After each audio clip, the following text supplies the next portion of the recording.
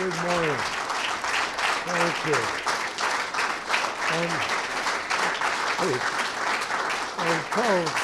I'm told I can take this off here, so I will. And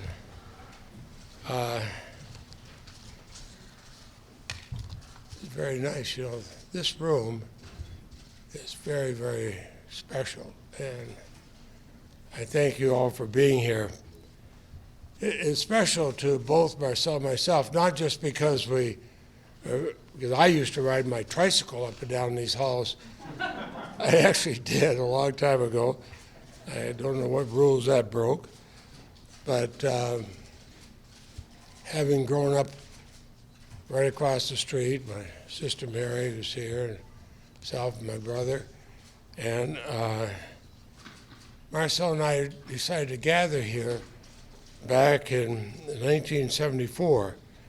We had our parents, our children, including son Kevin, who's here, Alicia and Mark, my sister Mary, and I used the room to announce my candidacy for the United States Senate.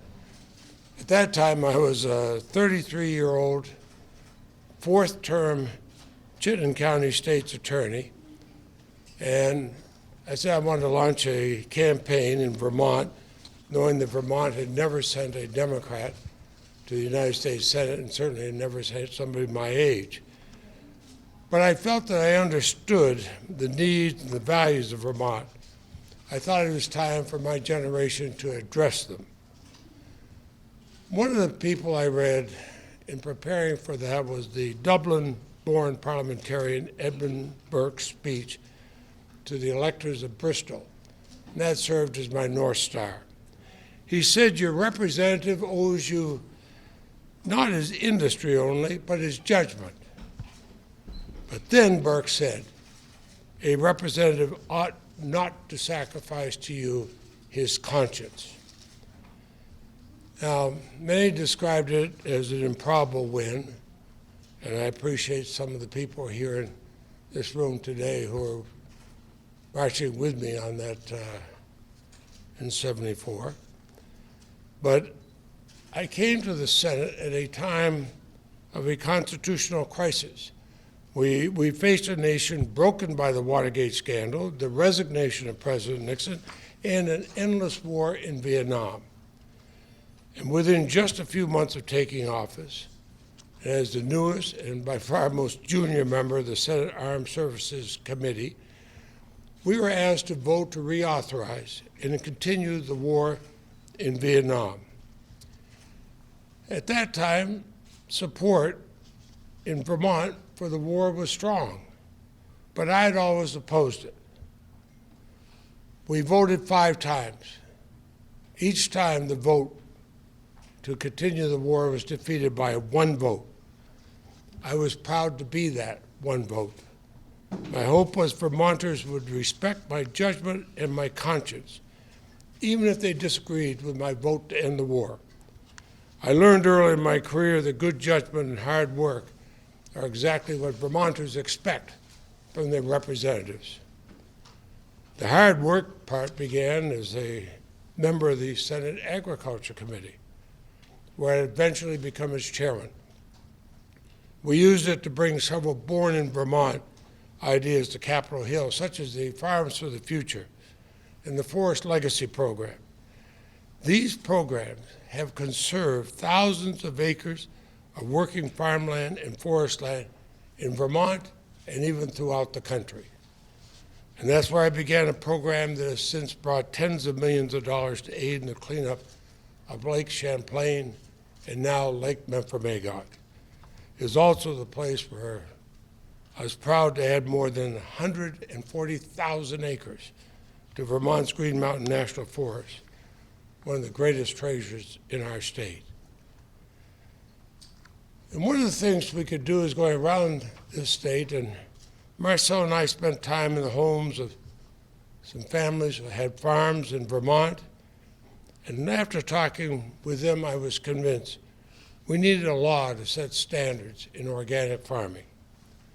As chairman of the Agriculture Committee, the committee was finally able to pass the law that established the National Organic Standards and Labeling Program that helped to launch an organic farm sector that is now a $55 billion a year industry across this country, but also a great avenue for Vermont.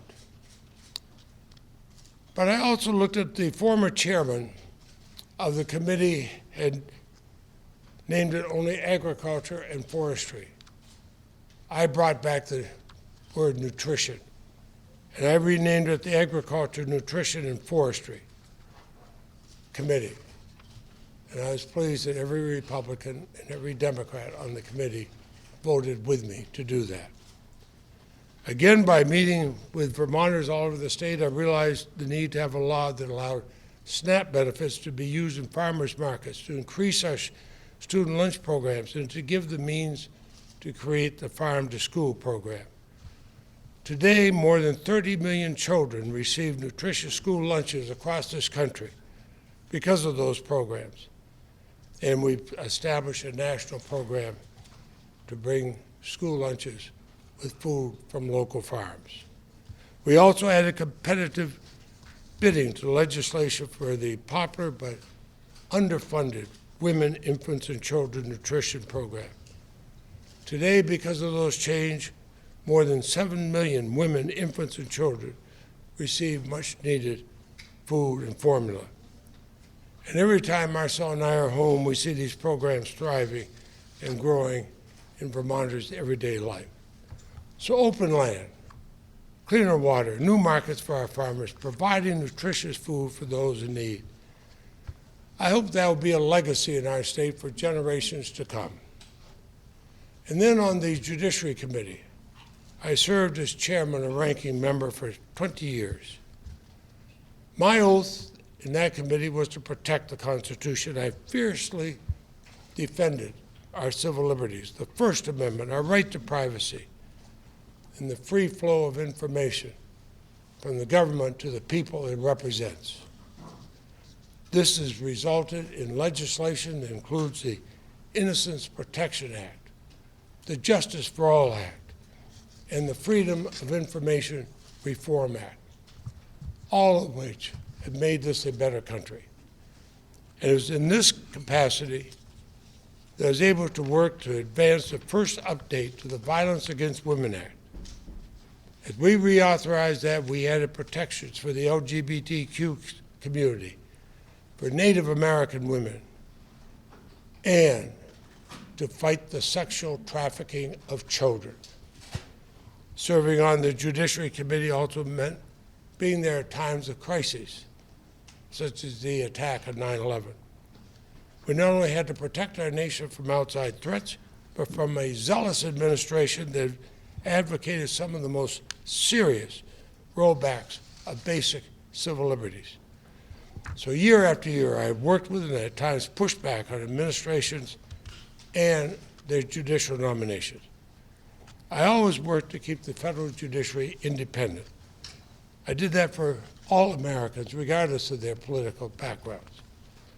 I recommended and worked to confirm some of the top judges in the land, including Christina Rice, who became the first woman to serve in the federal district court in Vermont. And most recently, I shepherded through the nomination of Beth Robinson's historic appointment to the Second Circuit Court of Appeals, becoming the first time Vermont is represented on that Court of Appeals by a woman. I'm proud of them. I'm also proud of all the other superb Vermonters I've recommended to the bench and to many other appointments. And then after a few more years, I got assigned to the Appropriations Committee. Now, Appropriations Committee may sound like a boring thing. You get great big piles of legislation with numbers and everything else. So I said, we have to do this simple. We'll just figure out how we help states, and we'll do it in alphabetical order, starting with V.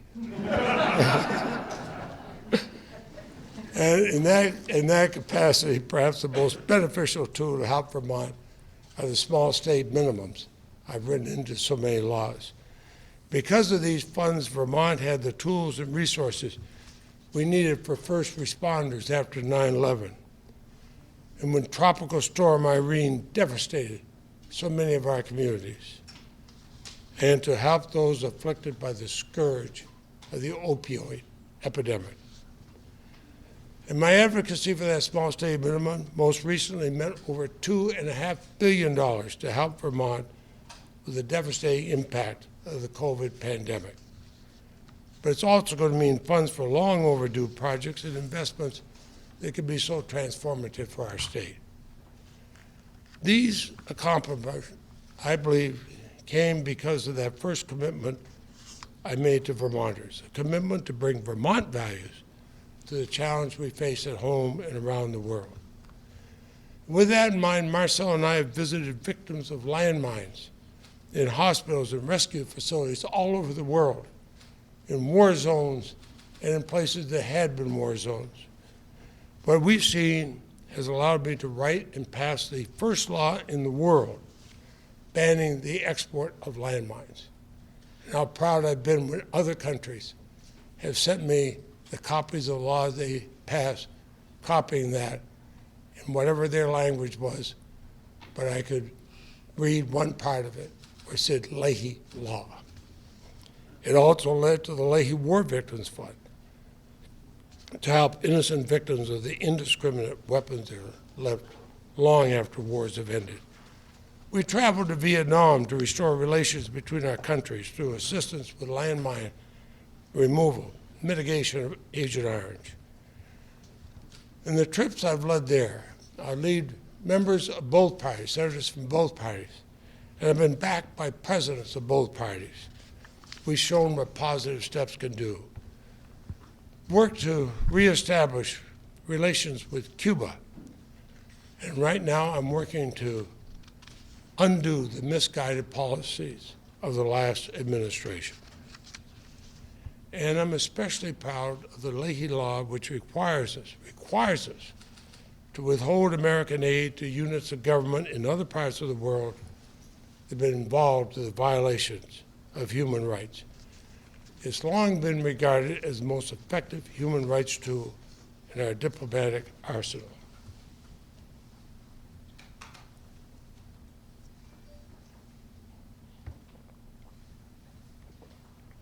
Throughout it all, I was fortunate to be supported by family and the most remarkable women and men who worked with me both in Vermont and in Washington. I'm uniquely blessed to have served with fellow Vermonters who share my deep love and commitment to Vermont. Senator Bob Stafford is my mentor when I came there. Senator Jim Jeffords, Senator Bernie Sanders, Congressman Peter Smith, and of course, the remarkable Congressman Peter Welch. Our collective efforts are why, in so many ways, Vermont continues to set an example for the rest of the nation to follow. Now, I'm proud to be Vermont's longest-serving senator because I know my time in the Senate has made a difference for Vermonters, and I hope often well beyond. I know I've been there for my state when I was needed most. I know I've taken our best ideas, I've helped them grow. I brought Vermont's voice to the United States Senate and Vermont's values around the world. So yes, I'm proud to be Vermont's longest serving senator. And while I will continue to serve Vermont, Marcel and I have reached the conclusion that it's time to put down the gavel. It is time to pass the torch to the next Vermonter who will carry on this work for our great state. It's time to come home.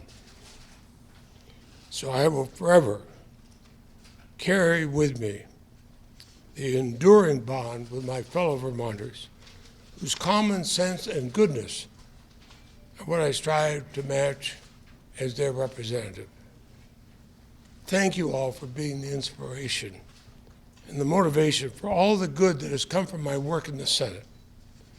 And And rest assured that our state and our nation will remain resilient, and the next generation will ensure our democracy remains whole and thriving. Later this afternoon, I will join President Biden and other members of Congress at the White House. The President will sign into law the largest investment in our nation's infrastructure since the Eisenhower administration. And despite all odds, he's done so with bipartisan support. And then we'll take on the challenging yet essential task of passing reconciliation bills and appropriations bills. When I return to the Senate, I will tell the other members of the Senate what a privilege it has been to be one of only 1,994 senators in the history of our whole country. I will tell them how humbled I am by the support I received from my fellow Vermonters. I'll tell them, having been on the ballot in Vermont 24 times, and between state's attorney and Senate, 24 times, primary and general elections, how proud I was to see my name on that ballot. But I will tell my fellow senators I will not be on the ballot next year. I will not run for re-election, but I want to announce that here at home, just a few yards from where I grew up in Montpelier. Representing you in Washington has been the greatest honor. I'm humbled and always will be by your support. I'm confident in what the future holds, and Marcel and I will pray for that future. Thank you all very much.